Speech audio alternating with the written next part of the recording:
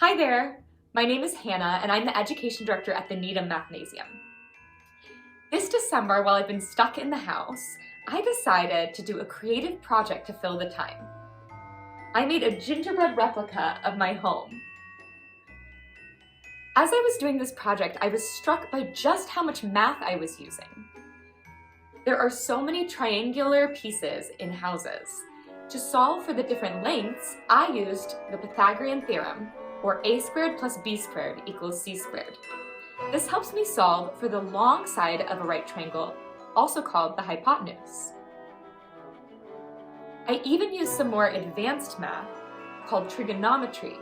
Sine, cosine, and tangent help us to solve for the angles and lengths of different sizes of triangles.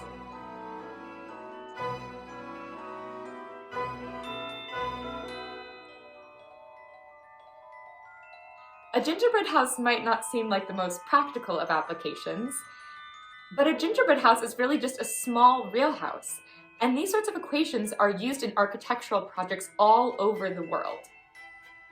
Math really is everywhere.